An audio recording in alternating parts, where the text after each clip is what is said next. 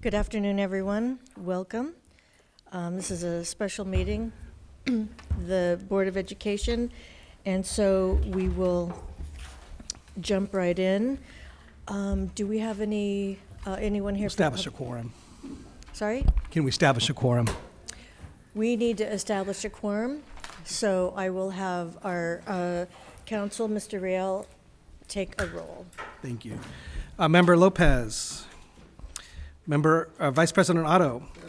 President Craighead. Here. Member Benitez. Here. And Member Miller. Here. We have a quorum. Thank you. Thank you. Thank you for keeping me honest. And do we have anyone here for public comment? No public No comment. public comments. So we will jump right in. I'm going to welcome Greg Klein. He's our coach for Student Outcome Focused Governance. And without any further ado, we will get down to business. All right. Thank you all. Let me bring this a little closer maybe. Good afternoon. Thanks for having me back. We got a couple hours and 3 main topics to cover this afternoon. These topics are in the implementation timeline. I think one was in March, one was in April, and one's in May, but this was the right time to try and tackle all of them. Ironically, one of them is about time use, and that's the one I'm saving for last. So if we don't get to it, I'm going to just ask for a board member to huddle with me, maybe in between the meetings.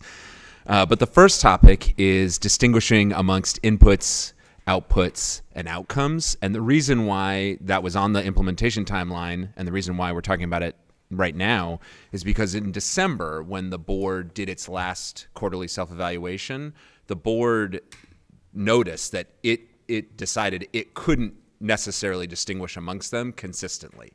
And the board wanted a refresher training on that topic and why it's important. So we went from that December self-evaluation to the timeline to today. That was how we got to that topic. So we're going to talk about that topic. I want to take you through, I'm going to go a few steps deeper than that because that will tee us into the second topic, which is the idea of board work versus superintendent work, which dovetails with ownership service versus customer service. And then finally, as I said, we'll tackle time use. Okay, any questions before we get going? All right, staff, definitely hop in here, participate as much as you'd like. And no one has to have the answers, already. And yes, I see you've got your blue manuals. The bold words, the glossary might be helpful with some of these questions. So, if I'm hungry, what's the outcome that I want? Full belly. I heard full belly. I heard food. You might all want to just turn on your microphones. I don't know if that creates feedback, but be ready to just hop in. What's the outcome I want if I feel hungry? To not be hungry. To feel full. Satiated. Yeah. Why is having food or having money not the outcome that I want? That's just an ends to a mean. Ends to a mean? What? It's an input? Yeah, those are inputs. Those are strategies I might use to get to the outcome that I want, which is to feel full. Okay, so the inputs in this scenario are having food or the money to buy food, and those inputs I usually know at the beginning of the cycle. Okay, they're a measure of the effort applied to whatever I'm trying to solve for. Outcomes are knowable at the end of the cycle. And I'm using my left. I should probably say to you all, this is the end, right? Outcomes. Is that right? Right to left? Yeah. Anyways, inputs at the beginning of the cycle, outcomes at the end of the cycle. So let's pretend I'm going to use a strategy, a peanut butter and jelly sandwich strategy, to get to this outcome of feeling full.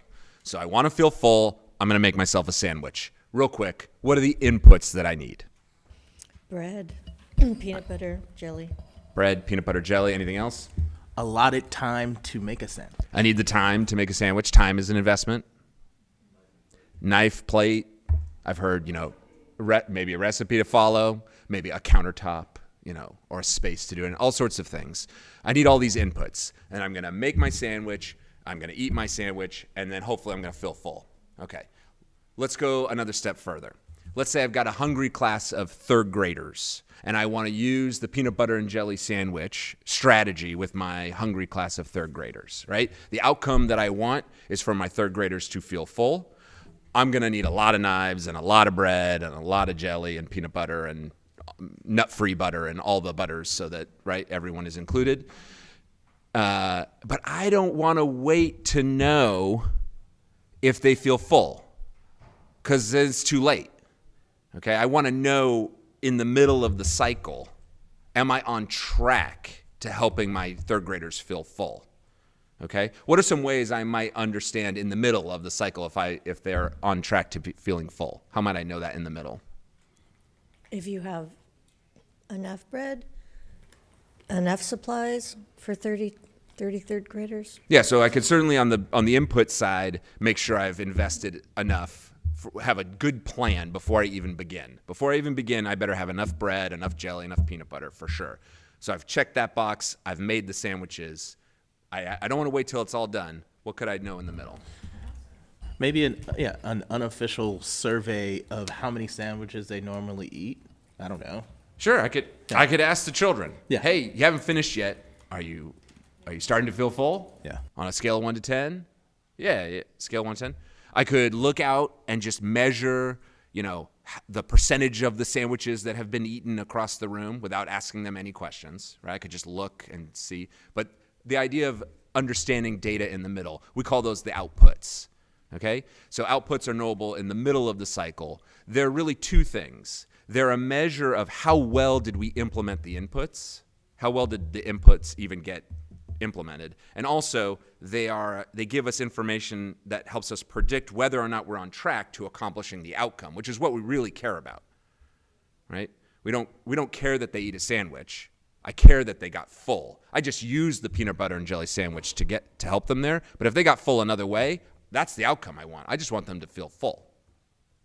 All right, let's leave the sandwiches aside. Let's turn it back to schools. So in your school system, what are some examples of your inputs?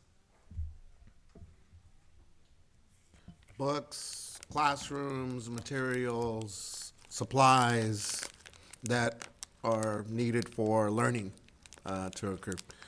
Yeah. Furniture. Staff, your teachers, by far, your most important inputs. I dare you to teach children how to read without teachers. Like, it's just not going to happen. Your teachers are incredibly important. So yeah, those are great examples of inputs. How about outputs in a school system? How do schools and school systems measure in the middle of cycles? Say unit assessments. How else? Grades. Could be grades. I-ready, like middle of the year. Yeah. Benchmark exams. Definitely. Sometimes, people take what's our attendance rate as of this date, in the middle. That could be an output as well. And then what are some examples of outcomes? What are some things y'all aim for at the end of your cycles? Reading proficiency. A through G compliance. A through G completion rates. And yeah. Mm-hmm.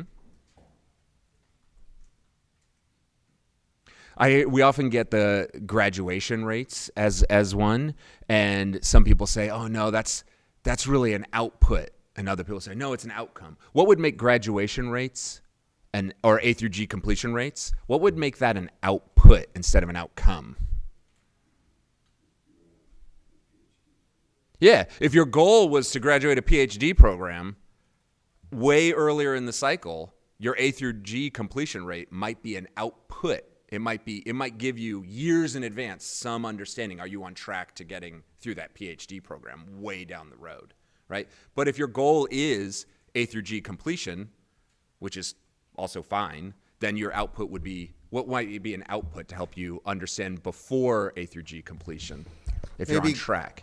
Grades in a particular A through G class, like an algebra class, one of the math requirements for A through G would be something along the way that would have to get done. Yeah. For you to then complete all the requirements. Yeah, something earlier in the process is the point around outputs. So we've got inputs knowable at the beginning of the cycle, outputs knowable in the midst of the cycle, outcomes at the end of the cycle. I want to go one step later. That's the gist. That right there, we just finished that part in the framework. But like I said, I want to go a little further, okay? So what's an example in your school system of an outcome that you all produce that is not a student outcome?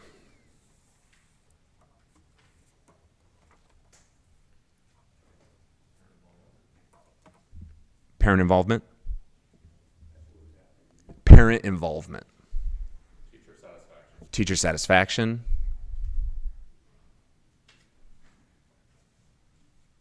Completion of facilities projects. Building new buildings. Passing a budget. Clean audit. Teacher retention.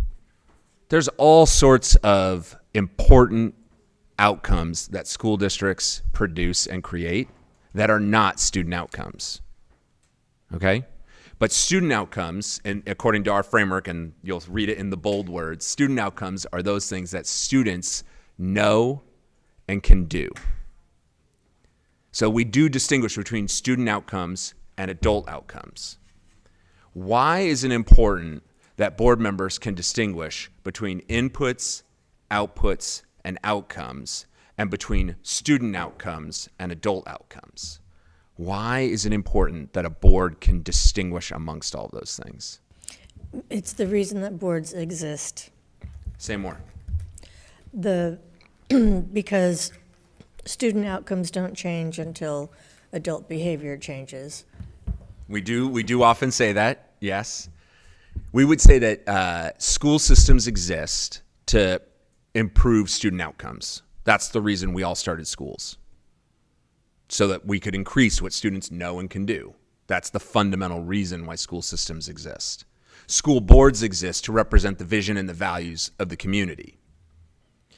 Along the way of getting to those high student outcomes, districts do a lot of other things and need to accomplish a lot of other things on that journey, but they're not the reason school districts exist and school systems exist.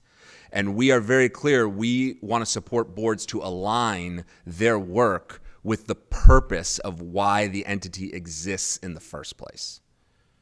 So if you're not clear on the difference between inputs, outputs, and outcomes, and you're not clear about the difference between student outcomes and adult outcomes, how might you spend your time? Focused on too much what and losing track of why and the true data. Yeah, I mean, if you look across, we look at a lot of board meetings, not just Long Beach. If you look across the nation's board meetings and school districts, most boards are intensely focused on adult inputs based on how they spend their time, based on looking their agendas, based on what staff are bringing reports about. Like, that's just what most school boards and school districts spend their time on. And we feel that that is just fundamentally misaligned with the purpose of what school systems are about. So we're not saying you'll never do those things. We're just saying make the main thing the main thing. And so you've heard us coach around trying to spend 50% or more of your time in your board meetings monitoring your student outcomes, right? And that takes a while to build that muscle and get up all the way to 50%. So before we move on to any other topics, are there any other questions about the difference between inputs, outputs, outcomes, beginning of the cycle, middle of the cycle, end of the cycle, or adult outcomes versus student outcomes? Greg, nothing specific in terms of a question, but maybe it's something for us to think about or keep in mind as we take a deeper dive into the work, as you said, is one of the, I wouldn't say unique, but scenarios and qualities and characteristics of the Long Beach Unified School District is that even before we began conversations about student outcomes focused governance, by some measures, and some would argue by many measures, this district was doing very well in terms of student outcomes. Received awards, our schools, specific programs and initiatives, nationally recognized. So I think as we think about the culture of the district and move toward a more student outcomes focused approach. It's interesting to juxtapose, and how was it that the district, without, our last self-assessment, we scored ourselves a 0 on it, without doing many of these things that by many accounts are the way that we improve student outcomes, that we were, by many measures, improving student outcomes in spite of not having many of these things in place, not, devoting, any time sometimes on agendas to student outcomes. So again, not for us to necessarily answer here today, but I think there is this sense of, then does that mean that we weren't doing things the way we're supposed to be doing, and not to throw anyone under the bus? Or how do we sort of reconcile that we're taking a full dive into this work, trying to improve student outcomes, when in fact, by many measures, especially compared to other urban districts, the district was doing well, if not really well, to those things. That's a question that in the last 3 years or so that I've been thinking about. So what is the motivation then, the inspiration for taking a huge shift by many accounts? Yeah. And then our communities really then trying to figure out why change, why quote unquote give up board power, why take a deep dive into distinguishing superintendent responsibilities, board responsibilities, if the district was doing well in all these areas before. So again, not necessarily for us to answer or address specifically here today, but that is something that I, particularly the last 3 years of this journey, think about, right? That for all the awards and recognitions and accolades, and then we're doing a huge shift now, and so that's the part where I think just being thoughtful and mindful, that not only is the culture shift important, but folks in this district have been doing things a certain way and have been recognized and honored and received awards for doing things that way. Absolutely, and I would bet that as we continue in this work, that those exemplars will definitely find a home in this work where they will get to continue that excellent work. You all said you wanted help. That's why we're here. And frankly, it's a testament to your commitment to serving your students, that whatever award-winning work y'all were doing for you wasn't good enough. You all made that choice to go even further and go deeper. We're not here to take away anything that was accomplished in the past. It's to continue building upon the foundation you laid. And this work really, and I know there's a new website that I think is available to the public too, that kind of tracks how this work goes back years. So it's certainly not just in the last 3 months. But yeah, no, it's definitely a good point. And I also will say, we're not talking about it. Well, it may come up in the board work versus superintendent work. I would definitely, in a public meeting, there's no members of the public here. This work is absolutely the opposite of the board giving up its authority. This is the board holding its authority and doing its job, and the job that only it can do as the elected representatives of the community. The superintendent cannot be and is not the elected representative of the community. Nobody elected the superintendent. And so this work is absolutely about helping board members stand in their full authority and power as a board to do their work, for sure, not to give it up. It is impossible for the board to delegate its board work to the superintendent. It cannot do it. If I know you said it's not necessarily a question that should be addressed today, but I would like to say that being a member of the board when we started this work, for me, I understood that I work for a district that enjoyed and earned many accolades. But for me personally, it was about, if I work harder, if I help to adopt this new to Long Beach model of governance, if what we do as a board can directly affect student outcomes, then why wouldn't we want to do that? And not trying to,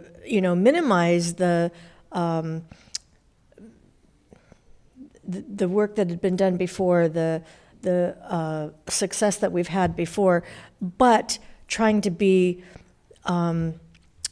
shift things so that the board had a more direct role in student outcomes.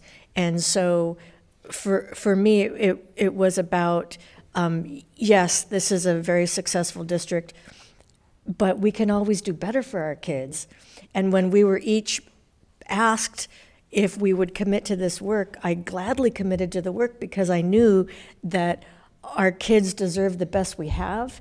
And if that means that we have to work harder or do more as board members, I was certainly willing to do that, because I know that's why we all wanted to work for these kids and to do our best so they can have the best. Yeah, thank you for sharing that, Diana. And so when I first participated in some of these trainings, that was sort of my wondering, right? Okay, so what's the return on investment, right? Because this is, we're taking additional time here. It's a massive effort by the entire district. And so for me, it's a yes to everything that you shared, but also the impacts of COVID and our virtual learning magnified many of those disparities and educational outcomes that by, again, many measures we had made some progress on, by 2018, 2019. So to me, the urgency then to address disparate educational outcomes, to address our most underserved students, beckoned. I mean, there was a moral imperative to do right by those students that had already been historically underserved, marginalized, felt a sense of discrimination, broken trust, but that then our COVID, the impacts of COVID, and not to just single that, but everything that went along with that, our data showed that it was disproportionately impacting those groups where there were already, there was already a history of not that we didn't make progress, but of those opportunity gaps, educational gaps. So to me, at that point, it became, I think, a moral imperative, and it behooved us as a system to look for how do we support, address disparities that had for many years existed, and some would say since the beginning of our school systems, but particularly those that had the most negative impact. Right, during this time period. And again, I'm speaking because of the targeted SMART goals focus that we have about our students with disabilities, our emerging bilinguals, our Black students, our socioeconomically disadvantaged students, our students in foster care were disproportionately negatively impacted by, that year and a half, basically. And not that that period was ever over, but to me, that's what really served as a catalyst. And not that we wouldn't consider and wouldn't be thoughtful about how can we be better and always under continuous improvement. But if nothing else, we have these gaps that have either stayed the same and or in some cases have widened. I really appreciate you sharing that part of the history, and it makes sense. There's plenty of school board governance models out there. I'm sorry, did you want to share? I was just going to say there's plenty of governance models out there. You all have chosen the one that's created by the Council of the Great City Schools, a membership organization of the nation's large urban school districts, where the majority of students, are from backgrounds you're describing. So absolutely, this model aligns with that intention. I would just add, too, that anytime there is a significant leadership transition in a district, so following a veteran 18-year superintendent for me, part of my learning in the first several months of being superintendent and actually through the transition process was just around systems. And so you all who were on the board at the time helped me to understand what systems were at play, what the board thought its goals were, and how we would reimagine at that time based on our student needs and think about the future. And so that was really important. We also were in the process of having 2 longtime board members retire. So new superintendent, 2 new board members coming on board, then became 3. And so that was an opportunity for us to reflect on what the systems at play were, in addition to saying, where do we know we've gotten in terms of student progress? where do we want to go, I think was the big question, and how will a board unify around that, along with adding a new superintendent to an extension of your team. So lots happening in 2020 that actually might be a time to show the website just for a moment. So activated on something that the board asked for, and I'll ask the communications team if you can show the now live website that tells about the 2020 to 2025 milestones in the student outcome focused governance journey for the board. It's available for the public at this time, but also it is reflective of the way that our Vision 2035 work is reflected on the board website and now is expressed for student outcome focused governance. We'll give them a moment. It's just a quick show so you can see. It includes milestones that are then linked to different aspects of your work over time, starting in 2020. Well, that's a good segue anyhow. Yeah. Let's give it a quick look.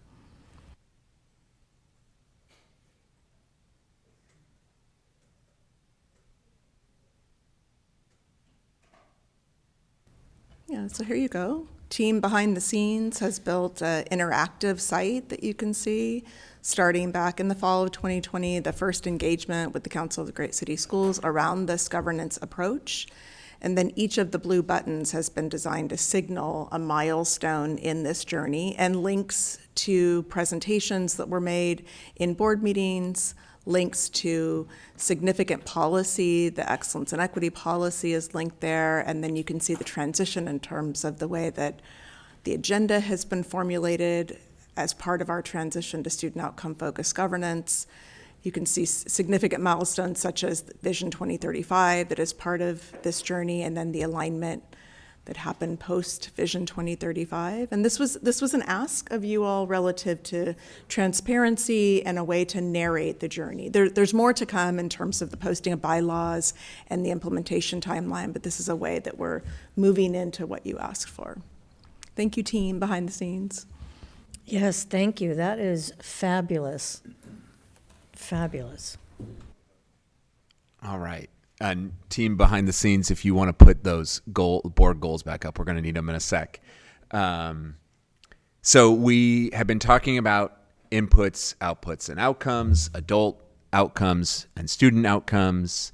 And I asked, why is it important for the board to be able to distinguish? We talked a little about why is it important to be able to distinguish amongst them and be in alignment with the purpose of why we have schools. So now I want to go a little bit deeper and say we don't just stay at the student outcome level, right? When I look at your goals, you have student outcomes there, 1, 2, 3, and 4 in bold words: reading proficiency, reading acceleration, algebra proficiency, college and career readiness. Those are definitely student outcomes. 100%. Those are student outcomes. Those are not student outcome goals. What's special about a goal? The bold words are not goals. That's all I'm saying. The bold words. Tell me though, what makes a goal a goal? And yeah, Mr. Miller, I think we'll let you take it because I know you're going to say smart. Well, geesh. No, I'm kidding. But I will say this. One of the things that was important, not just to me, but to the entire board when I first came on board, were having goals that were metric driven, having goals that had very firm timelines, having goals that were smart, for lack of a better term. And so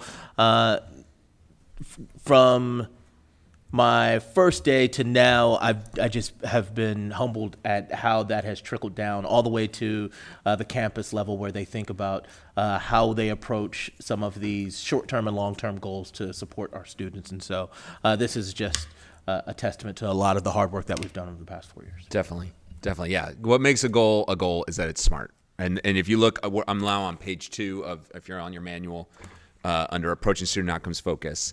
And what we mean by smart, specific, measurable, attainable, results, focused, and time bound. And the way we make a goal smart is with 6 criteria: starting point, ending point, starting date, ending date, a specific measure, and a population. And all 6 of those elements we want in the goal sentences. So just quick spot checks, anybody. Goal number 1, who's the population? What's the group of students? Grade 3. What's the starting date?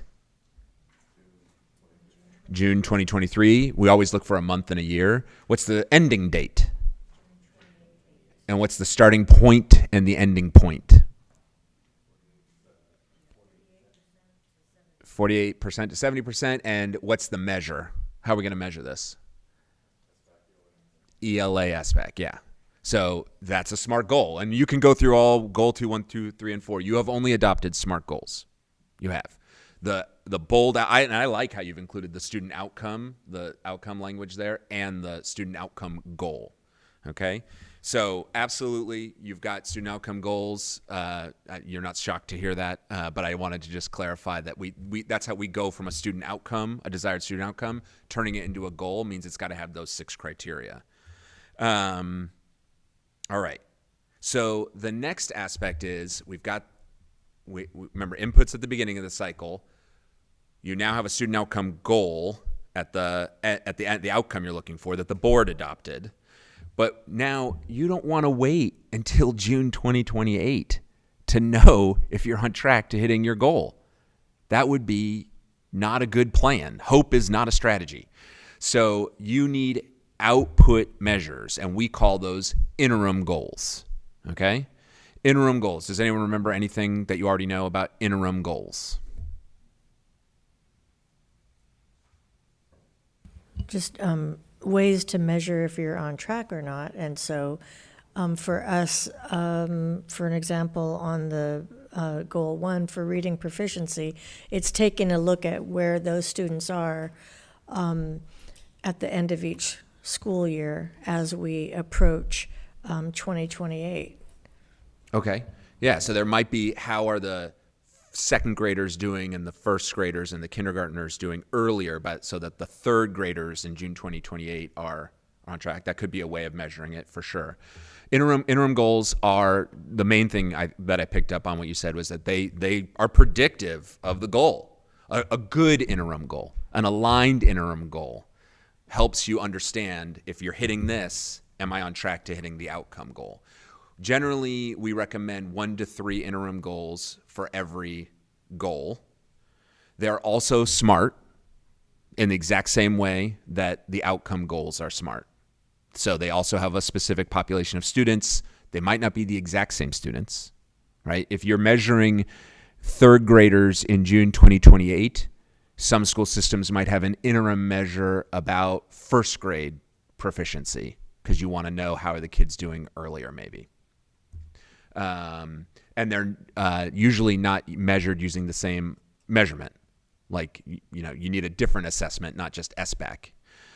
So they have to be predictive, they have to be SMART, and the third thing, they have to be influenceable by the superintendent. They've got to be things the superintendent basically can control and really leverage and do. They're not you don't set interim goals around things that you're dependent on the state to handle for you or the county to handle for you, or you want to have like ownership of like we can accomplish this interim goal because we control the investments. We have enough say, enough budget to deal with these interims. Okay? So the idea is the board has set the goal. Who creates the interims? The superintendent and staff. Yeah, the superintendent and staff creates the interims. Okay? You as a board, you're experts in the vision and the values of the community. The goal is an expression of the prioritized vision of the community. Your superintendent is an educational expert and the staff. Okay? You tell them where you're heading, they're going to help you get there. AJ tells a story of the rideshare driver, right? Where, what is the first thing AJ does when he calls for a ride to the airport? What's he put into the app? Where he's going, the destination, okay? But once he's in the car, he's not operating the gas or the steering wheel. He hasn't been out driving all day like the rideshare driver has. He doesn't know where the potholes are and that sort of stuff. He's going to let the professional driver take him to the airport. I'm going to come back to this anecdote in just a sec when we talk about guardrails. Greg, is it appropriate to ask a question here around interim goals of the team, or do you want us to save those? Well, let me just say that I know there's work going on right now to bring, I don't know if it's updated or reorganized, or I don't know exactly how you would describe them, but aligned interim goals that align to each board adopted goal. Yeah. So I know that work is ongoing. And Superintendent, do you have an update on the time? Were you thinking May? Or was it? So Okay. this was more of a general question, Dr. Baker, around terminology. So I can hold it or whatever you think Are is you best. going to ask about district goals? Not specific. Okay. Not specific. ahead, More go ahead. more around differentiating between interim goals versus our goals. Sure. Go ahead. And again, I mean, Yeah, we'll just find out. so it's to really to Mr. Moskovitz, Dr. Madrigal, and the research team. So oftentimes we will hear things like leading indicators in the context of our interim goal conversation. So can we maybe, again, in general terms, talk about where do leading indicators sort of fall within our conversations around interim goals? Go for it. And Dr. Madrigal is behind as well, so she's welcome to come on up and if need be. I would say that, so interim goals are very specific things that we set. And for each of our board goals, we currently have interim goals that we've set. And we've done it kind of on a cohort model. Last year it was TK, this year Kinder for board goal 1. So those are the interim goals. We also have other leading indicators that we look at throughout our system beyond even those interim goals to kind of know, are we making progress? So our schools might use a unit assessment. They might do more daily check-ins, weekly check-ins on foundational reading skills. So there are some other leading indicators we look at. I think sometimes we use them synonymously. Interim goals are the very specific things we've set aligned to the board goals. There are broader leading indicators that we also look at throughout our system to make sure that we're even on track towards our interim goals. So that's how I would. Yeah, and these are all relative terms. Your goals are very much lagging indicators. Your interim goals are leading indicators towards them, but they're lagging compared to your shorter term units. So it's all relative. But Predictive of their respective goals. And so that might be a way for us to start to line up the language that we use of predictive based on your question. yeah, the idea, and this is really hard work to do on the staff's part. So just to be crystal clear for the board, when the board says, okay, we're going to go to these goals, figuring out what are the interim metrics that in January or February or March of a year will give staff and board an understanding of, are we on track or not to that future thing? That can be very difficult work to do, to figure out what are those assessments and metrics. And then it's additional hard work. There's another layer below them, maybe leading indicators. We call them initiatives. For each one of those interim goals, there can be any number of smart adult input initiatives that staff are organizing. And all of those, when you accomplish all of the initiatives, the idea is that you're likely to accomplish one interim goal. And then when you accomplish all of the interim goals for that goal, you're likely to accomplish that goal. And so that layer, the goals to interim goals to initiatives, in our lingo, we call that the strategic plan. Just to be clear, that's what we call a strategic plan. But we also have another thing called a playbook, which is basically the initiatives, like for another 40 pages of the detailed work that staff do just to build up all the work it takes to get initiatives off the ground. So they're working, that's for sure. And it takes time. And the other aspect that's hard is that staff really have to wrestle with, there's already existing work that goes on in a district.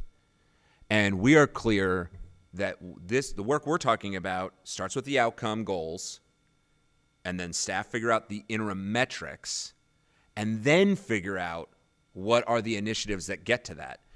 Only at this point do staff ask themselves, are we already doing something or not that gets at that goal? In some cases, staff may have to create entirely new initiatives because nothing exists in the district that aligns with those interims, right? It's possible when you're getting started in this work.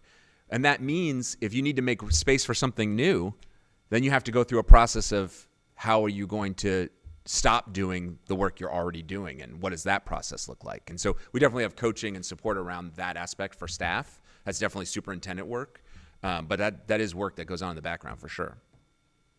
So we've got these interim goals, three qualities: predictive of the goals, smart, and influenceable by the superintendent.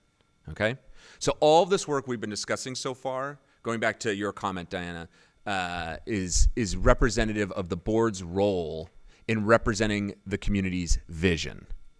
Okay? What they want to be true for their students, what they want their students to know and be able to do, the community's vision. The board listened for it, they heard it, they prioritized it in the fewer student outcome goals. But the board's job is more than that. The board's job is also to represent the community's values. Okay? And so in the framework, we operationalize that using the guardrails. And every guardrail is designed to protect a value of the community where that value is most in need of the district's protection in that moment. So that's where the guardrails come from. Guardrails are not smart. So if you look up at your guardrails right now, you will see they are definitely not smart. They are not specific and measurable or anything like that. But they are framed a certain way. Well, how are they framed? As a directive to the superintendent. They are framed exactly the opposite as a directive to the superintendent, I would say. Sorry, wait, did you ask about guardrails? Guardrails. I mean, I can see what you mean, but in the way we usually coach about but give me more grammatically, how are they framed? That's what I was asking. Are they what the superintendent shall do or shall not do? Shall not. Yeah, shall not do. And then I see what you mean. That's definitely can be a directive, like don't do this, for sure. But in saying don't do this, or this won't fly in Long Beach, don't try and do that here because our values will not allow that. What does that create for the superintendent? I will use the term, let's call it rules for engagement, maybe? It just really gives you some of the framework that you can work within in regards to executing the job. Yeah. Who would you rather work for? The boss that tells you you must do the job exactly like this, no matter what, or the boss who says you can get the job done however you need to, you just can't do this one thing? Who would you rather work for? I think it will be more advantageous for the business that has the freedom of creativity for the leadership while also putting in boundaries in which they can operate. As not every person is built the same, not every city is built the same, not every day will be the same. And so to give a little bit of that freedom while also making sure that you have values that are representative of the community are important in regards to the execution of strong board goals. Yeah, I mean, we've generally found that most human beings like freedom and agency and creativity, and we are at our best when we are able to work in those sorts of conditions, but absolutely within the bounds and the limits of the values of that community or that organization. And so the guardrails are framed as a negative in order to maximize freedom and creativity. That's actually why. It's actually the same reason why the Bill of Rights is framed, most of them, as a negative. It's like Congress can't do this, and this. But other than that, Congress can make laws about all sorts of stuff. Well, I also think as a part of that values aren't specific to one action. They are threaded through all decisions, actions, right? In this case, if we're uplifting the values around, as our guardrails reflect, community engagement, the stakeholders are called out, right? What do we mean by making sure that you engage with students in our communities before making major decisions? Equity, although some may use it as an abstract thing, equity is anchored in budgets, right? Policies. So in order to be equitable and inclusion, it has to be reflected across. It's just not one thing that we're going to be equity anchored around. So I think, to me, the values piece threads across all the things that are necessary to make these, as Mr. Miller pointed out, versus calling out specific actions that we want you to do this way. No. Everything that you do, has to keep these guardrails in mind. Yeah, and a lot of the issues that come before a board are values issues, and where guardrails can be helpful when the board has put the right ones in place. So as a board member, I encourage you, keep your radar up for issues that might be giving you information about the community's values and what needs protecting now or not, and things do shift over time, which is why you don't just listen once and you're done. You want to be out in community and have a plan for regular engagement. One thing you could consider, just like above in the Board of Education goals, you've listed both the student outcome and the student outcome goal. You could consider, if you want, in a future version, listing the specific value and then the guardrail that protects it. If that would be helpful, just to keep that connection point between the board and the community around that piece of the board work. Like, I'm just imagining like more bold words. Just an idea. Because I can read those and I can think I know what value you're protecting. It's not like that complicated, but when you say it, it's better than people just making it up in their heads. Another piece of the puzzle in the framework are something we call interim guardrails, and I think the superintendent, this is also in the works. Yeah. So just to be clear, the board adopts the goals, the board adopts the guardrails, the superintendent creates the interim goals, the superintendent and staff create the interim guardrails. But you should know a few things about interim guardrails. They are SMART, just like interims goals and just like goals and just like initiatives. So they are measurable and you can monitor them. You can monitor SMART interim guardrails. It's harder to monitor the guardrails themselves. They're not written in a smart way, but you definitely will and can monitor interim guardrails. Just like interim goals, the interim guardrails are also predictive of honoring the guardrail. And there might be 3 of them for every guardrail.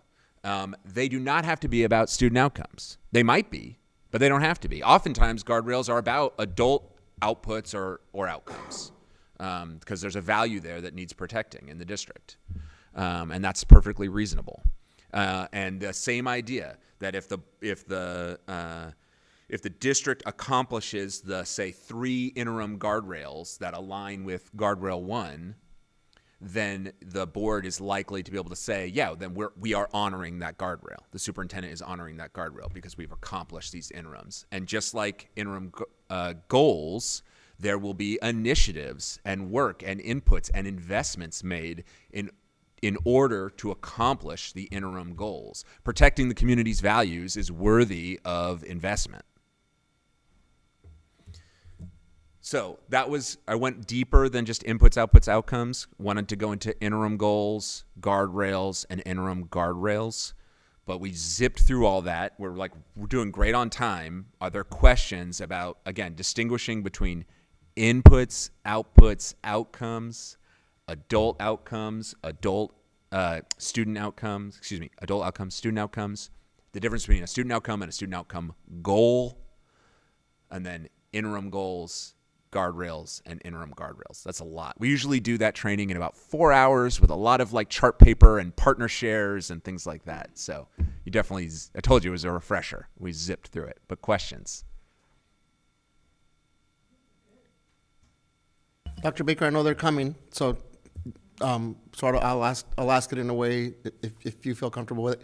Where might we think about or see on the interim guardrails either connections to or considerations of an example, but you don't have to use this one, sort of our budget engagement process? So for that first interim, for the first guardrail, it's around allocation of funds, right, and what considerations, and we do have an ongoing budget engagement process. As an example, where may we think about or see sort of the interim guardrails appear? Yeah, I think a number of things from the strategic plan will come into guardrails and thinking about how we are operationalizing our work in service to the board goals, like community engagement, and how that shows up specifically in interims. Yeah, we're actually excited about interim guardrails. It makes public for staff thinking about how do we actually do the work that maintains your values, the community's values, that doesn't as often come into the boardroom, so to speak, and it just brings forward an opportunity to make very transparent how guardrails are operationalized and how our work reflects that. Yeah, and I'll just share in my experience coaching, that's a very common experience in boards and the relationship between staff and soup and board and community and everybody is that there's a lot of stuff that the guardrails and the interim guardrails can give. You have a space to have the conversations and to talk about it in a way that's like on a monitoring calendar, like you can have discussion, you can have two-way engagement, not just one-way public comment, you can have two-way conversation when it's on an agenda, if you need to. Something that I appreciate too, just going back to this being a journey and a learning journey, is each of the steps that we're taking, including today, this will increase our precision about what we're working on, as it does for the board on what you're working on. So there's a simultaneous learning exchange that we've actually seen 2 times already, in Eric and Diana representing on the implementation timeline team, where we've seen governance and staff's response and support to that coming into one space. And so it's exciting. It also helps us to get more precise and focused. A few of the things related to goals and guardrails that we're working on. So we're working on interim guardrails, and we're at a stage of we're at a stage of determining that the goals that the board has set will be the goals. And rather than having a set of district goals that existed for different reasons, they existed to focus a system at a time that we needed focus, and while the board was still in progress to making its board goals and making them public, and then there was a period of time of overlap, and we were testing out, are these interim goals to the board's goals? And we have gotten much clearer because of what you've done and because of guidance from Greg, because our staff's been at training, and so it's all happening simultaneously, getting clearer and more aligned and going deeper and fewer, which was part of the guidance around why a board has 3 to 5 goals and not 20 goals, even when it wants to, just like we often want to. But we know that fewer and deeper is a recipe for success for our students, and that's the methodology that we're trying to use as well. Yeah, and your board's adopted 4 goals and 3 guardrails. You can do the quick math. You're going to have 21 interims. That's a lot to monitor, right? So you got a lot of metrics and stuff that you've got your hands in, a lot of cookie jars, totally appropriate. And there's also additional work that your superintendent will need to keep you up to date with that is none of those interims, because you're legally required to accomplish them. And so you'll get that information as well. So there's definitely a lot. And then if there's 21 interims, you can imagine all the initiatives that there will be to accomplish them all. So it's a big amount of work. So even when you focus, it's still a huge amount. There are districts that just have one goal, just so you know. It can be done. It's fine. So we're gonna use that as this. This is actually a good way to transition to this notion of board work versus superintendent work. So what do you all remember? Anybody? And yes, take a hint from the bold words in the manual. There's a glossary if you want. What do you all remember? Maybe someone we haven't heard from yet. That's the teacher in me. What do you remember about board work or superintendent work?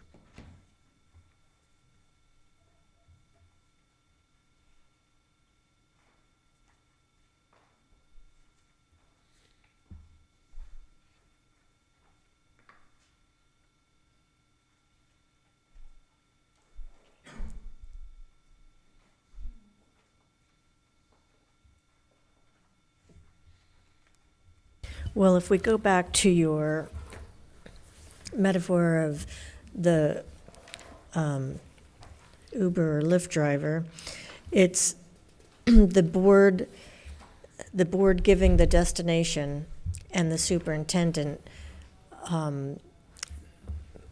coming up with the roadmap or the way of getting there. Mm-hmm.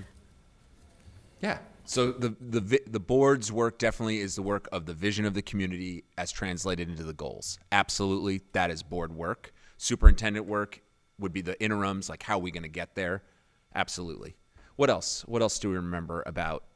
Let me since you brought it back up, the completion of the rideshare anecdote that AJ shares is that he'll share a part that, he's trying to get to the airport, and he happens to know that, one of the routes just is closed down. There was a big accident. He just knows, driver, you can get me to the airport however you need to get me there. Just you cannot take this route. If your app thing thinks you can go that way, you can't. Like I just heard on the radio, there's a big accident. It might not be on your app yet. Like you may not take me that one route. Okay? So he gave a guardrail. What value was he trying to protect in that moment? Maybe his safety, time. Yeah. Those are the value. And so and a good guardrail, if the driver has 10 ways of getting to the airport, a guardrail might take away 2 or 3. Still leaving lots of options for that freedom and opportunity to solve the problem and have creativity to get there. But then once he gives the guardrail and he gives the destination, he gives the vision and the guardrail, he's in the back. He's, like I said, he's not driving the car. He's not telling the driver turn left, turn right. The driver is going to figure it out. The driver's the one who's been out there driving the roads and knows the other options and knows the way to go. So that's the kind of completion of the rideshare story for goals and guardrails. So we talked about, so definitely board work is the work of the vision and translated into the goals. That is absolutely board work. What else is board work?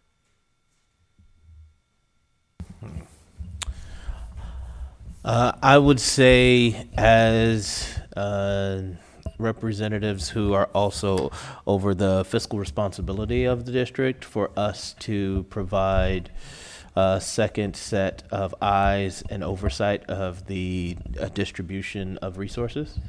Yeah, you're in California, and California, I believe, I'm a proud resident of the state of California, requires you all to approve the budget. Is that correct? Yeah. So absolutely, when in the wisdom of state legislatures, they have bestowed upon you certain duties and responsibilities, and they've put it in legislation and it has become the law, and your council will make sure, I'm sure, that you do it. Our coaching is follow the law. So absolutely, if it's legally required of the board that the board must do it, can the board delegate the approval of the budget to the superintendent? No, the board cannot delegate that. You must retain that through statute. So our coaching is absolutely, you got to do that work. That's board work. So we've got the board's work is the vision as translated into the goals. The board's work is everything, not just the budget, everything that is legally required of the board. And there's a third thing. Would that be listening to our communities? Because we're the liaison between the district and the constituents or communities. Absolutely. The board's job is to, absolutely, you have to listen to the community. You are the community's representatives.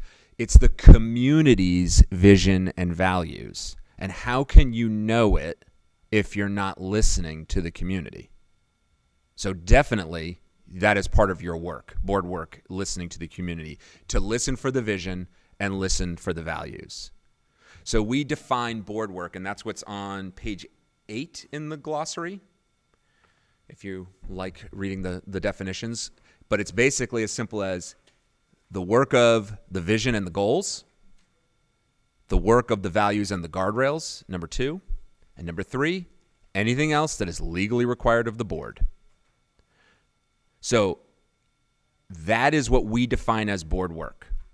That is what we define as board work. Now, that includes the interims. That includes, for both the goals and the guardrails, all that monitoring. That includes listening to the community so you can even set the vision and the values. It includes lots of things. It includes training in the governance model, any legally required trainings of board members. There's all sorts of legally required policies, I'm sure, in California you are responsible for. So there's all sorts of stuff that falls into there. If it's not board, let me just say this. So most people think of, in our coaching, board work as 3 things.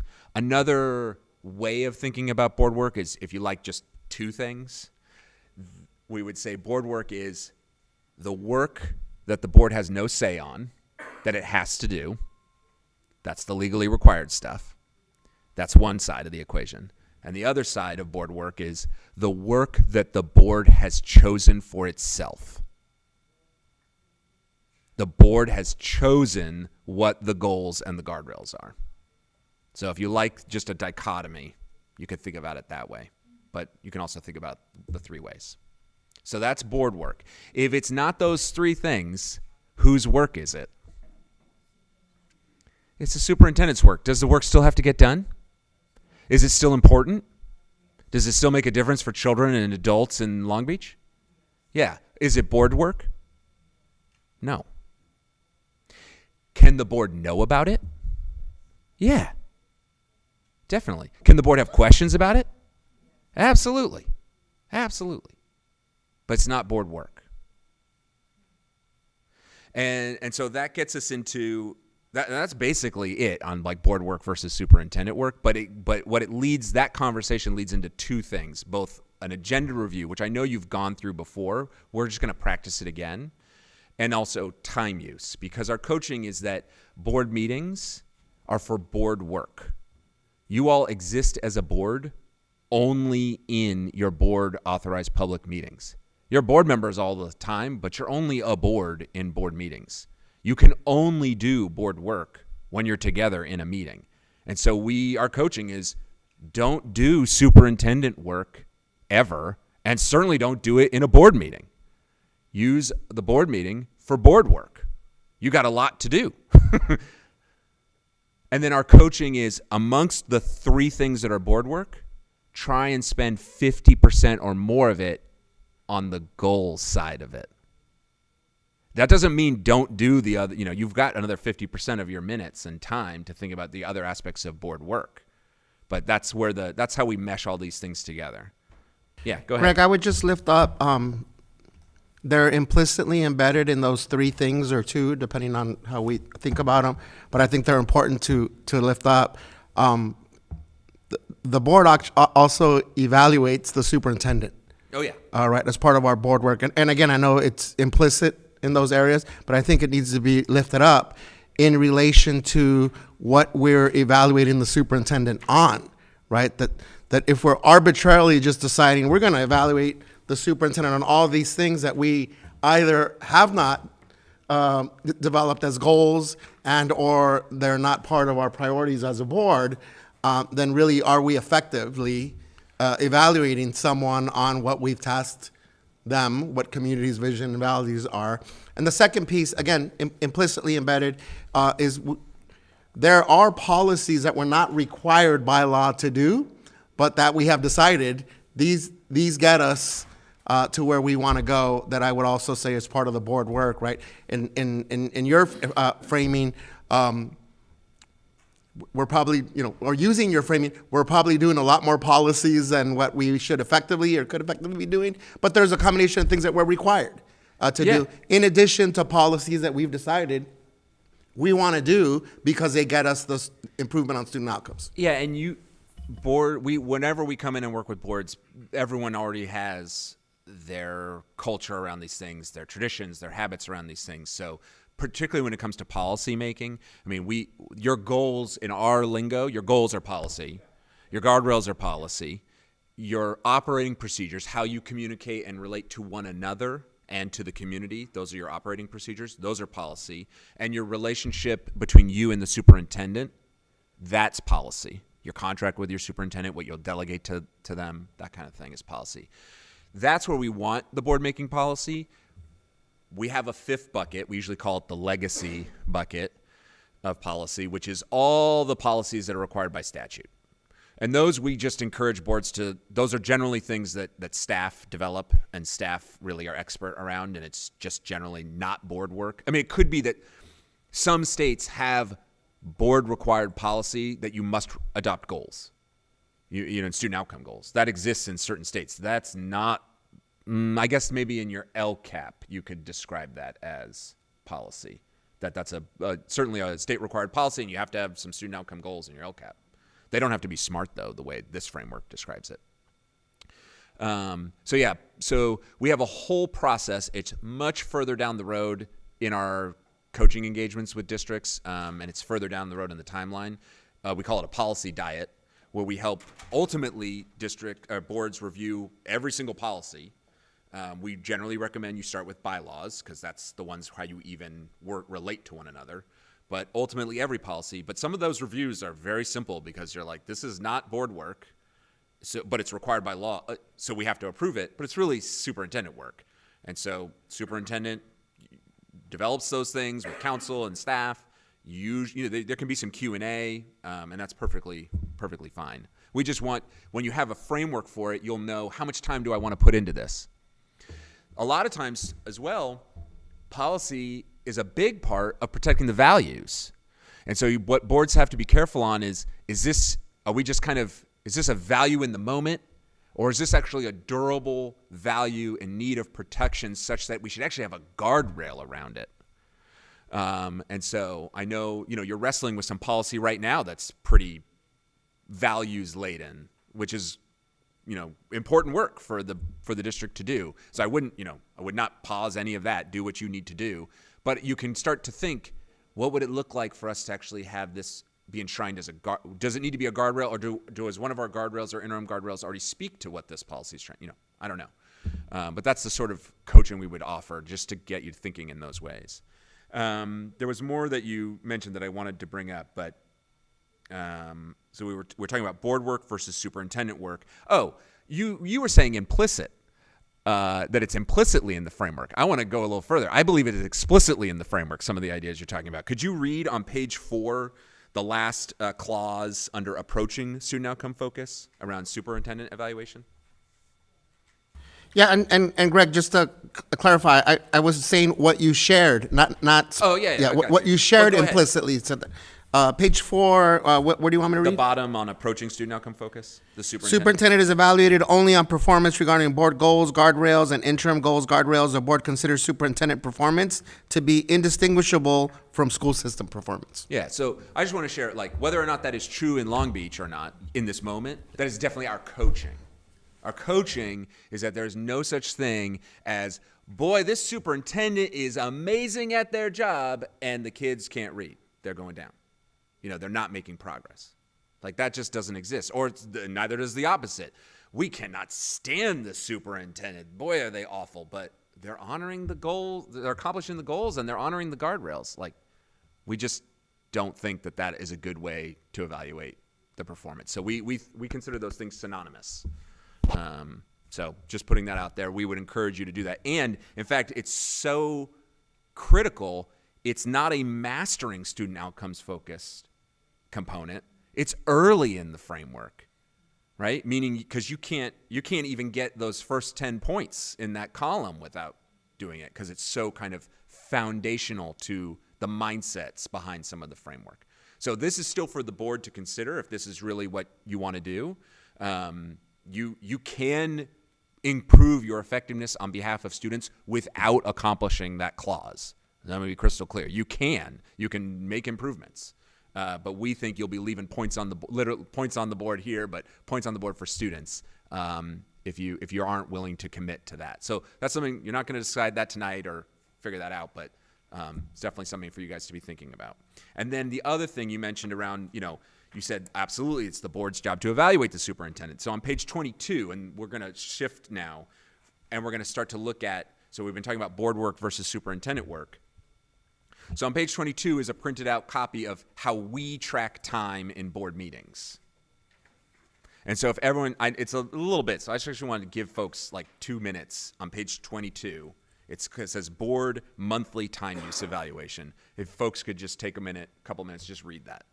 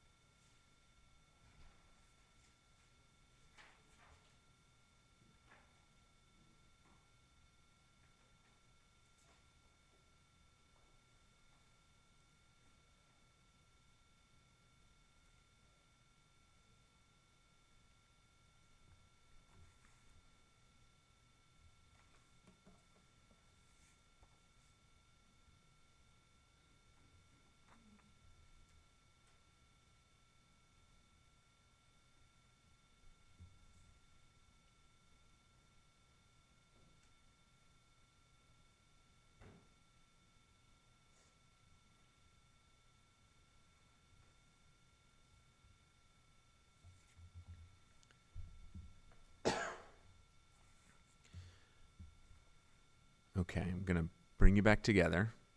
So we track time. If you, that first column, vision and goals, values and guardrails, that connects to the colored pages on the framework. And then each one is broken down. Pop quiz, the cell, and it's not like in Excel where you can give me the row and column headers, but which cells or boxes are the minutes that count towards the 50% focused on student outcomes?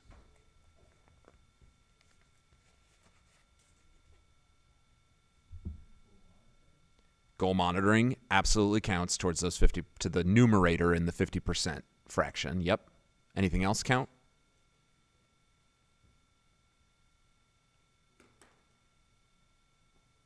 I know people don't like to be wrong. Anyone want to just take a guess? There's one more.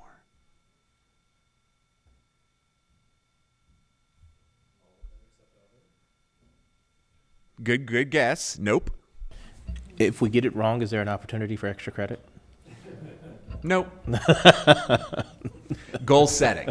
Goal setting. All the work boards spend together deliberating, should we have this goal, should we have that goal, and looking at the student analysis data and the community listening summary. So goal setting, which is not regularly done. It's kind of a moment in time experience. So most of your student outcome focused minutes, the 50%, the numerator, is just the goal monitoring. All the other items here, other than other, are still board work and important work to do. I mean, you have to accomplish a lot of the other things, but they are not in your numerator. Just want to be crystal clear. And so this tool, and we have a digital version where you can type in notes and stuff like that.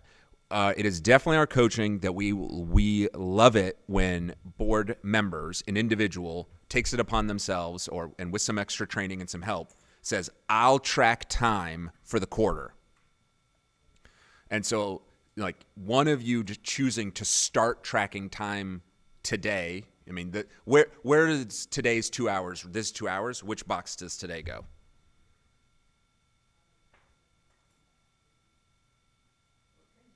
Yeah, board training. Training for a board on student outcomes, focused governance, and related topics. So these minutes are down there. This is definitely board work. But this doesn't actually count as towards your numerator, your 50%. But that's okay. It's okay.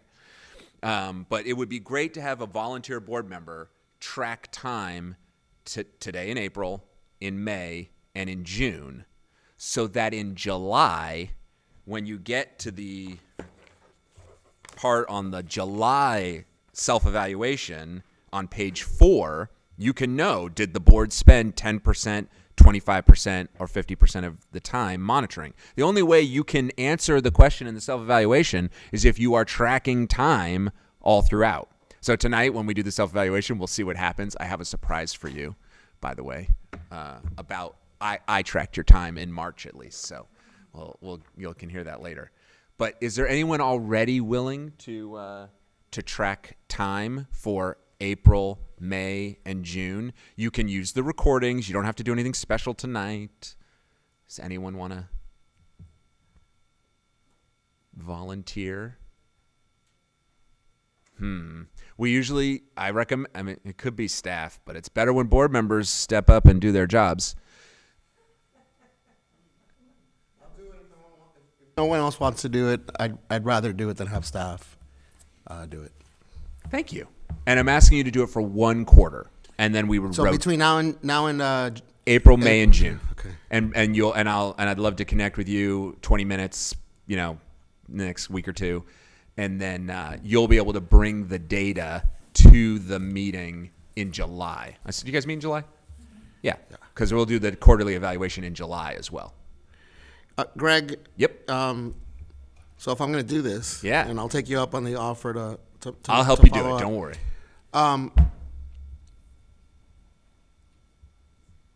So in my mind, there are 2 possibilities on whether we increase our time devoted to student outcomes, right? Not mutually exclusive of each other. We could either add more stuff that we put in the monitoring piece. I'm assuming we're not going to go back and do goal setting at this point. Not right now, right? That would not be the code. Right. And or we reduce time on other stuff that we're doing. And again, they're not mutually exclusive of each other. Are we going to have a conversation? Because if I'm going to agree to track this around if we are going to reduce stuff, where does that go? And then what space and how and when does that happen if it's not going to happen in our agendas? So I would love to have that conversation. We can talk a little bit about it now. What I would say though is for this quarter, this current now April, May, June quarter, just collect the data. So just collect the data, just see where you're at. It doesn't matter, and it's fine if you're at 0%, 10%, 15%. Just start building the capacity of the board to pay attention to how it is using its time. Okay?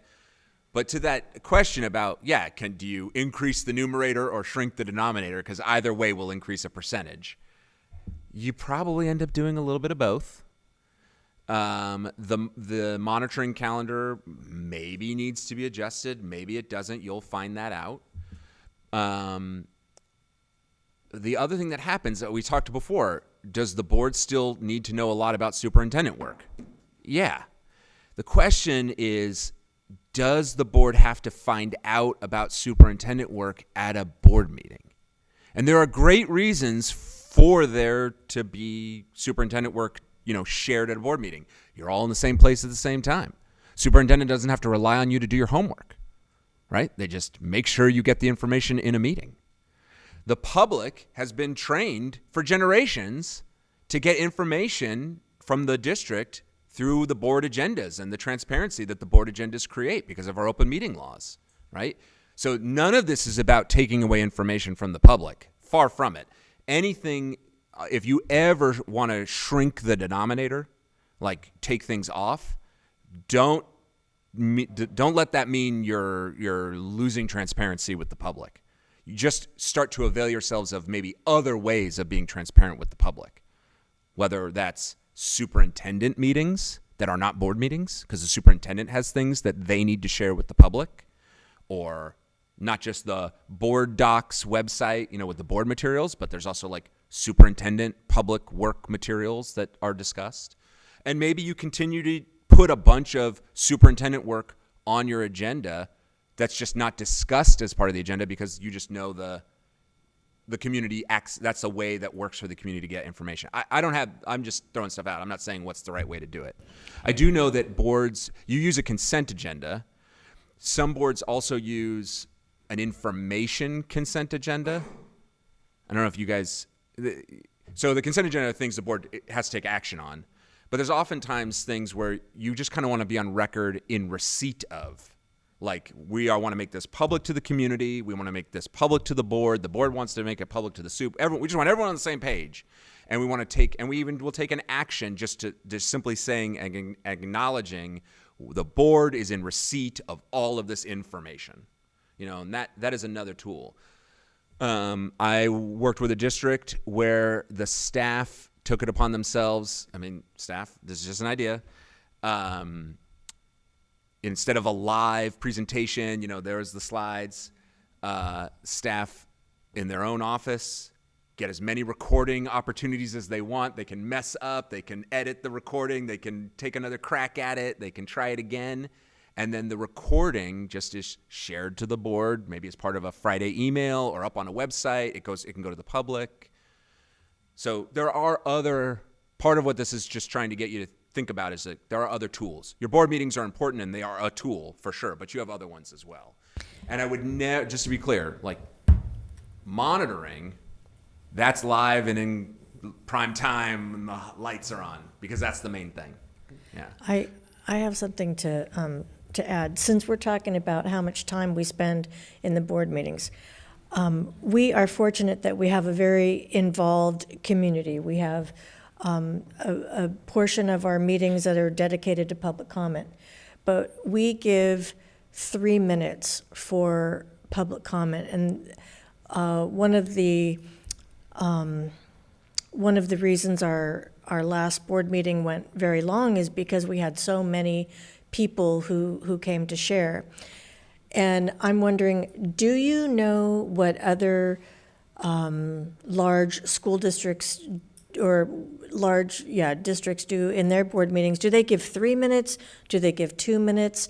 If there's a way of maybe changing those parameters, we could maybe regularly allow more people to speak in the time frame that we've dedicated for public comment. So let's stay on public comment for a few minutes because there's a lot there to unpack, and I appreciate the question for sure. So first off, follow the law.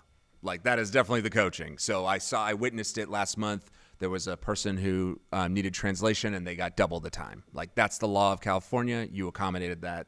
Definitely the way to go. California does not require like a certain amount of time you make available on either one. And counsel, please hop in here. You know this stuff better than I do. Our coaching is that you make enough time available that is basically the norm of the broader region. So you might do a little research on yourself and your neighbor districts and peers down here in Southern California, and like what's kind of reasonable. And what I mean by that is when we track time, and this gets to the next idea on the denominator, closed session minutes and statutorily required public comment minutes do not count in our denominator. Okay? So in California, if you all say, we're going to do 45 minutes, I'm making this up, 45 minutes every meeting, up to 45 minutes on agenda items and up to 45 minutes on non-agenda items. Like, if that's what you discover in your research is a reasonable limit that you want to hold, that's fine. We would say then that hour and a half does not count to your denominator. And then if you decided to vote to extend that time for whatever reason, we would say that difference, that delta, that's where you're making a choice beyond like what statute and the norm requires of you, where that would, we're not saying don't do it, we're just saying that delta would be in your denominator around student outcome focused minutes. And it also would affect the efficiency of the meeting. If we're going over that dedicated amount of time, it goes to the efficiency of a meeting. So we dedicate a 30-minute time limit for items on the agenda, 30 minutes for items not listed on the agenda. When we vote to extend, it's happened where we end up dedicating an hour to items listed on the agenda and another hour for items not listed on the agenda. So that affects the overall efficiency of the meeting, because if we're trying to get to a point where we have a 2-hour meeting for efficiency and we're dedicating 2 hours for public comment, that's... Well, just keep 2 hours exclusive of closed session and statutorily required public comment. So that's what we mean by a 2-hour public meeting. So your actual meeting could go longer, but when you see that in the framework around no meeting lasts longer than 2 hours, we're talking about the minutes that you really control. Yeah, and I also want to go further that take lots of public comment as a signal that your community wants to engage with you and engage with them. Board meetings tend to be not great places for two-way engagement with the community. There are other options. So before I would go hard on like limiting public comments too much, I would first go do the work of going out to community and hosting additional engagements to try and understand what else is going on, and that might change what happens at a board meeting.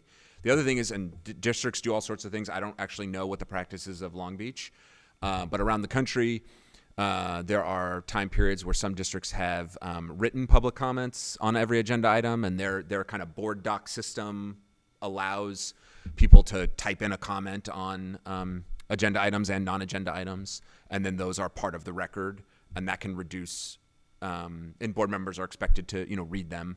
Like, I think that usually that feature gets like turned off, 24 hours before the meeting because board members are expected to have read them all or take a few minutes in public, in the meeting to make sure you've read them.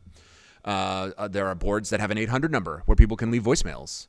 So you can also increase the options people have for giving voice and public comment. If you're interested in helping people be fully heard without impacting the minutes in a board meeting. So the coaching would not be, limit the ability for the public to speak. Like, you want to hear from the community as much as possible. The question is why is it always happening in the board? Is that really the best place for it so you can actually engage? And I'm not suggesting we limit public comment because I feel that it's it's so important to hear from our communities. Changes are made from the information they come forward with. Yeah. So I absolutely value hearing from the community. I'm just wondering if there's a more efficient way of going about it. I mean, I am curious to know what our neighboring districts allow for public comment, but I'm wondering if 2 minutes might be just as effective as 3 minutes. That we'd still get to hear from as many people who wanted to speak.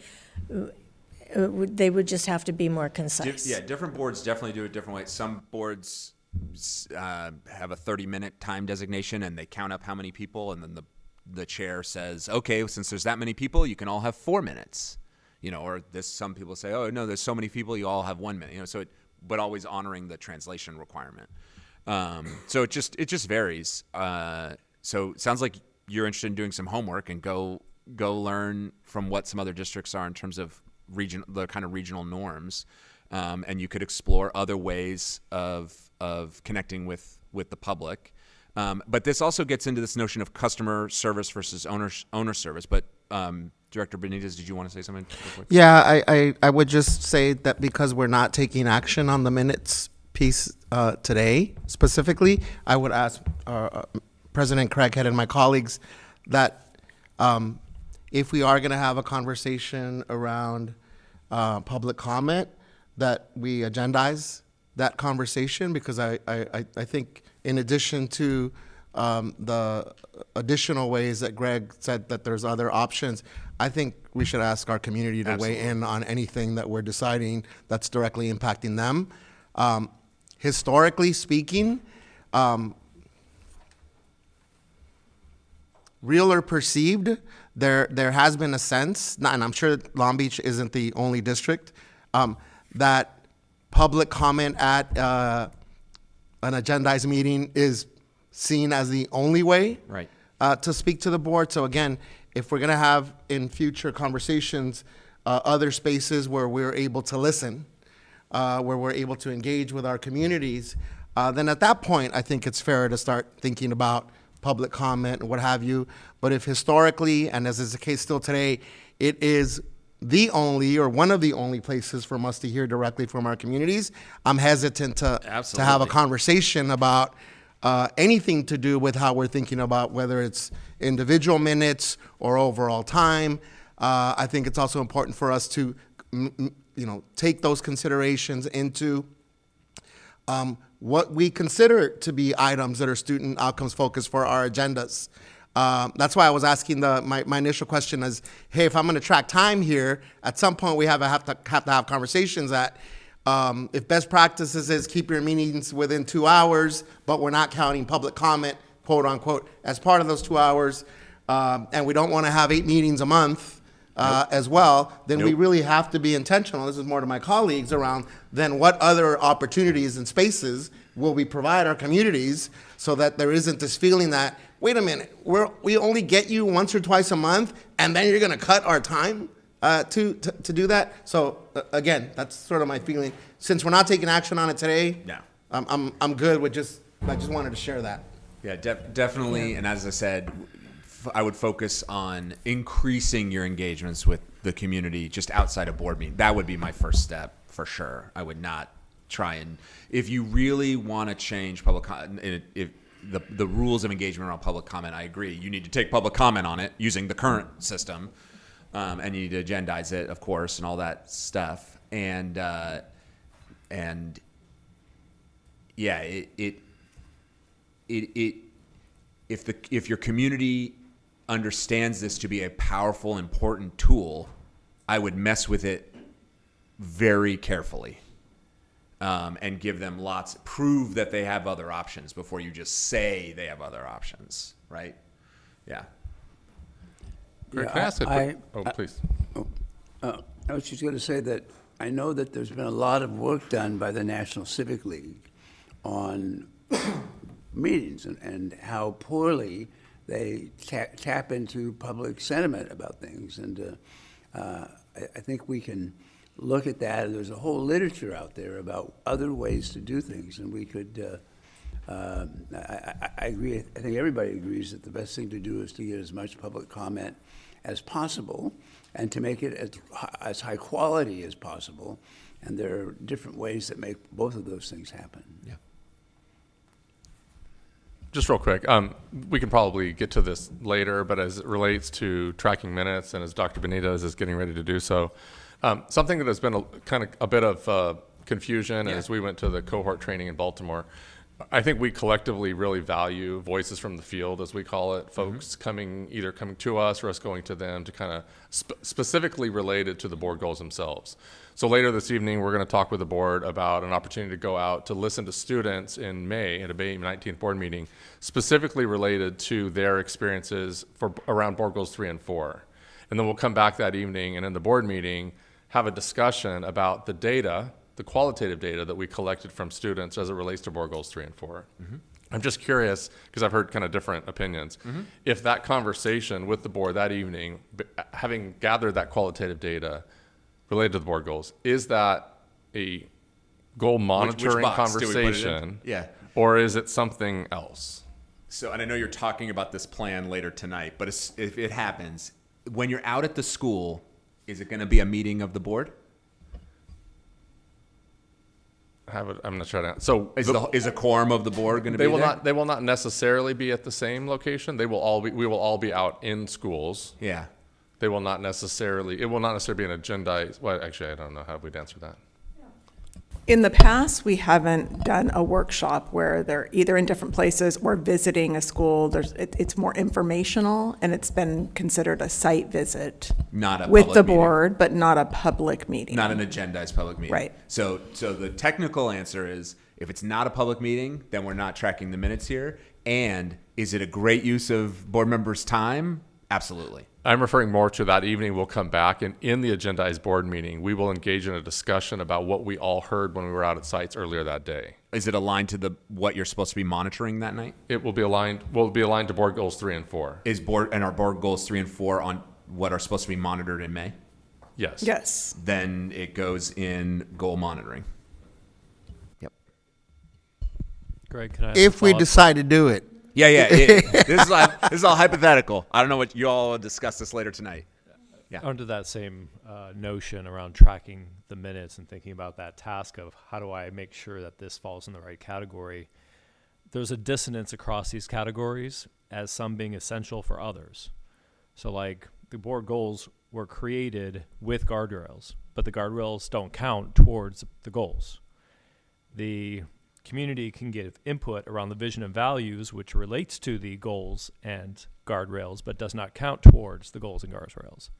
So can you clarify sort of the distinction in helping Dr. Benitez track this around really, is this agendized item counting towards what it needs to monitor versus that which is auxiliary or supplemental, but essential to tracking the goals? Yeah, because it's definitely everything you just described is definitely board work, and we want to track all the minutes. So definitely count the minutes spent on all the things that you just described.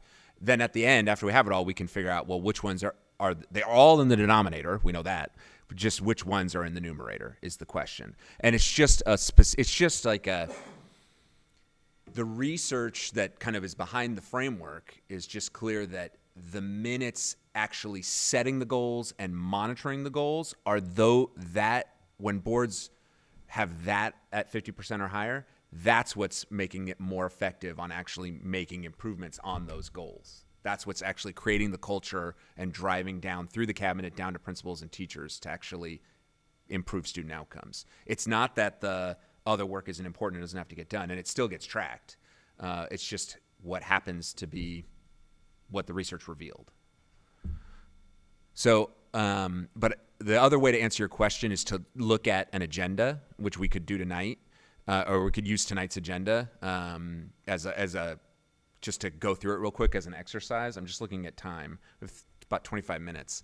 I did want to also talk about this notion of, it came up in the conversation of public comment about ownership service versus customer service, because it kind of parallels board work versus superintendent work. And so public comment is frequently, and board emails to the board and things like that are frequently ways for boards to get information about issues needing addressing.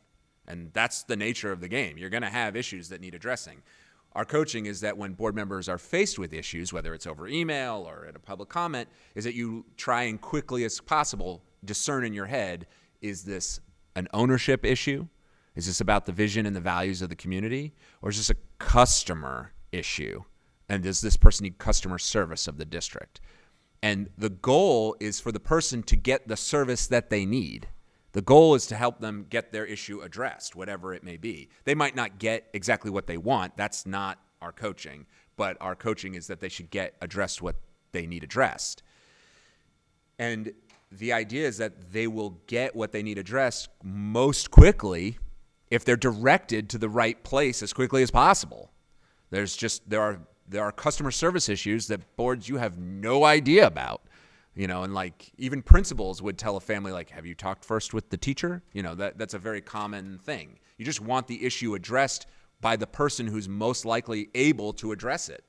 And so that's where this distinction comes from. So we talk about, you know, students have the same human can wear both hats of a customer and an owner. Okay, so I go and I eat at my favorite fast casual restaurant. And I buy some food. Am I an owner of the restaurant or a customer of the restaurant? Customer. I love the food so much. I go home, I get on whatever it is, Robinhood, crypto, E-Trade, and I buy a couple shares in the company. Am I engaging, when I buy then, am I engaging in ownership behavior or customer behavior? Yeah, ownership. I'm buying into the company. I'm owning the company. The next day, I have my shares, digital shares. I go back in to the restaurant. I love this place, and I buy another sandwich. Am I engaging in customer behavior or ownership behavior? I'm engaging in customer behavior, even though I am an owner. And you have students. Your students live, I bet almost every one of them. You might have a few that don't, but I bet your students live in the boundaries of your school district. Some of them are 18. Some of them are not 18, but they still pay taxes. Some of them vote. I don't know if you have the rule. In Oakland, our 16-year-olds can vote for school board. I don't know how y'all do it here in Long Beach, but yeah. But just so you know, like when our young people are voting, are they engaging as customers of the school district or owners of the school district? When they're voting. They're engaging as owners of the school district. Sorry, Greg, I had my mic off. Yeah. When they're going to calculus class and turning in homework and getting a grade back, are they engaging as customers of the school district or owners of the school district? They're definitely customers. Yeah. The teacher, when you pay your teacher for a job well done and a hard day's worth of work, is that a customer transaction or an ownership transaction? It's a customer transaction. When your teachers who live and vote in your community engage around the vision of what they want to be true for their students, are they engaging those teachers as owners in the community or customers in the community? Owners. Right? So the same human can behave in both ways.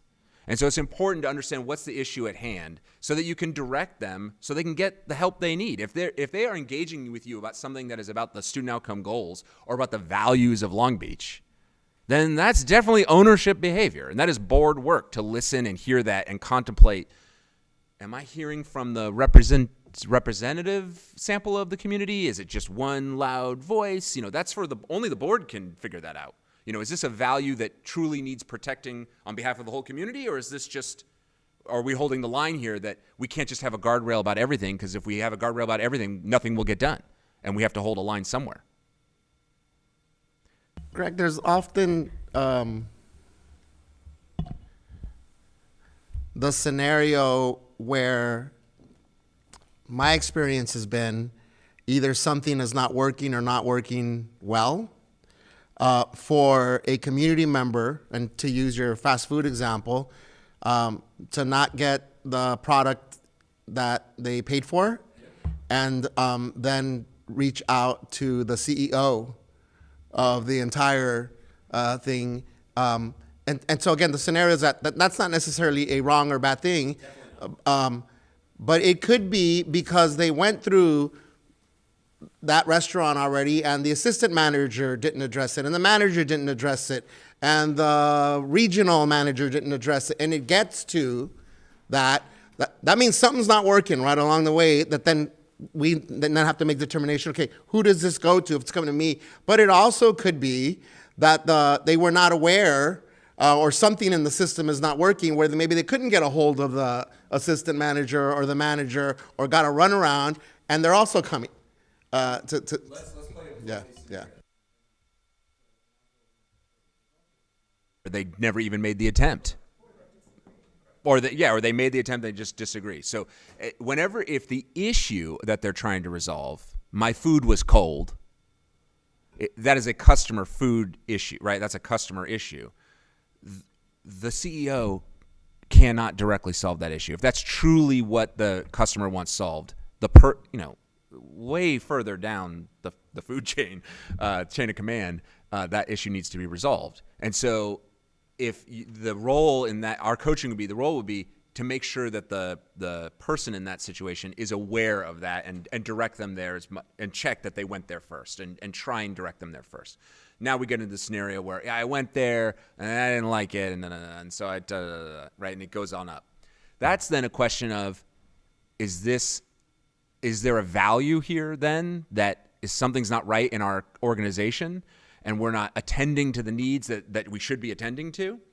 Or is this just someone with a very strong opinion about cold food, and they think food is cold when the evidence points to actually it was served warm just like everybody else and no one else has a problem with it? And only at that point, someone has to back the staff and say, sorry, customer, like, this is how we do it here. This is it. There are limits, but you can always make the person, we would always guide and coach to help the person have the experience, authentically have the experience of being heard. Absolutely. And then we secondly want them to have the information, like, here's where we understand you're having a problem, and this is where you're going to get the best service to get that resolved. If you're going to get it resolved the way you want, this is your best chance. Go over here. So connect them. And thirdly, keep the door open.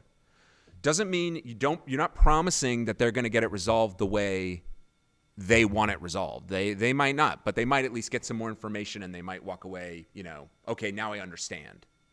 Doesn't mean they got what they wanted. But you can keep the conversation open. You can say, look, if you go down this path and you engage where you can get the best service, but you're still not satisfied, or that engagement doesn't happen, then the next person to go to is here, and then eventually come back to us. Because then you're not dealing necessarily, you might not be dealing with a customer issue, you might be dealing with a values issue, in which case you want that information. So we would say keep the door open. That doesn't mean you have to be there when those two people are working it out at the lower level. You don't even need to know if it got resolved or not, because you've put it on them to come back to you if it's truly a problem. Otherwise, you can assume, in this case, your staff has handled the customer service issue. Yeah, and again, let's go with that there actually was a problem, that it wasn't served according to standards or what have you. Yeah. There's an important element for me around the community engagement piece, that really, for me, just speaking for myself, I don't think the practical best solution is for me to go to that restaurant to talk to the cook about why, about why the food wasn't served, but me knowing, okay, who is the best person? Is it the regional manager? In our case, we have a superintendent, right? That's sort of the responsibility. Because real or perceived, there still is a notion in our communities, and look, we're electeds, right? That if we want change to happen in our system, you got to go to the very top, right? And so, again, the values piece to me is still the anchor here that absolutely we need to hear and we need to know when things, not just when things are not working, but also about good things, right? Like we've had 10 years of great, X, Y, and Z. But that's where I think it's important that if we're limiting our engagement, we as a board, I'm not talking about this, our engagement with our communities to just public comment, then folks then are like, well, then we have to figure out another way to get this information to the board member, and then it becomes then we have 100 people coming to us about this if systems are not in place, these guardrails, right, where engagement should be taking place beyond the actual board meeting. Yeah. Your community uses it because this is what they've got. This is not, they're doing absolutely the best they can.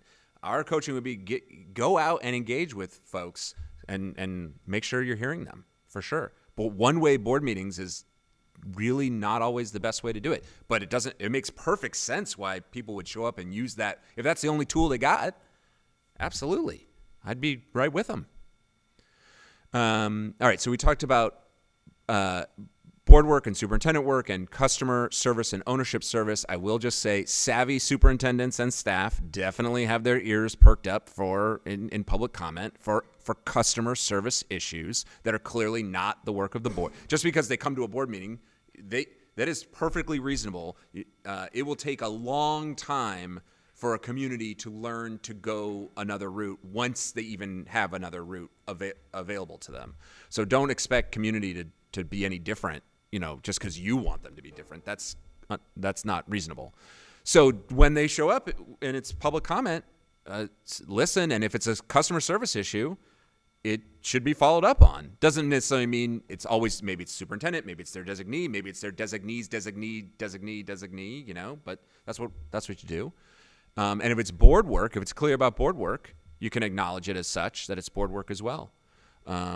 It's also, and again, council can weigh in on this, it's appropriate to clarify things, brief clarification statements, not like, engagements, but if if people think, oh, you're all gonna, vote on the budget and it's only March, why are you voting on the budget? And you have all these public comments about voting on the budget. You're allowed to clarify, we're not voting on the budget in March. You're allowed to say those things, just to be clear.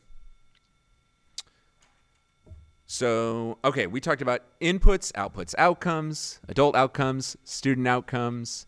We talked about the role of interims with both goals, student outcome goals, and guardrails. We talked about board work versus superintendent work and customer service and ownership service. And we talked a little bit about time use, and we got a volunteer to start tracking time. Probably for tonight you'll use the recordings, but go ahead, do what you can tonight. It might just help tonight just to literally note what time did you start and end each agenda item. And then tonight we're going to do, as part of the board meeting, the self-evaluation.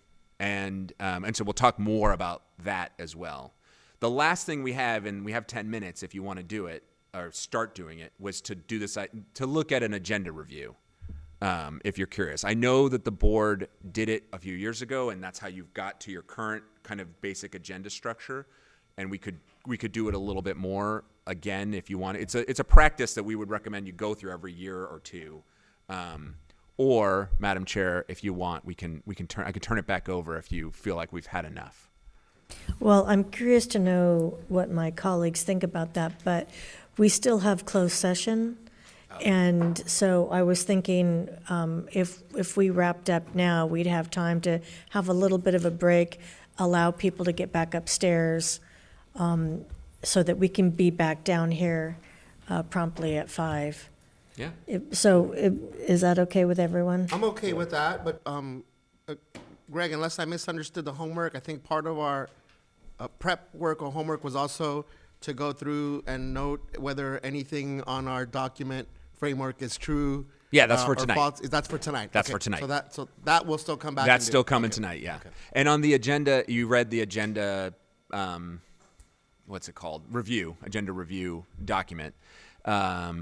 That's work that we can bring back. It's basically, though, applying the board work versus superintendent work lens to an agenda. And when you come across things that you're like, that's superintendent work, just asking yourself, do we want to keep it on the agenda? Or is there another way that the board can have this information, the public can have this information, everyone can have it, just not as part of the meeting? That's all. And sometimes, in some cases, the board chair and the agenda creators will say, no, we got to keep it on for right now. But we want you to start being as intentional as possible. Okay, so it sounds like we can have a little bit of a break, start closed session at 4, and then be back here at 5 o'clock. Okay, thank you very much. Thank you.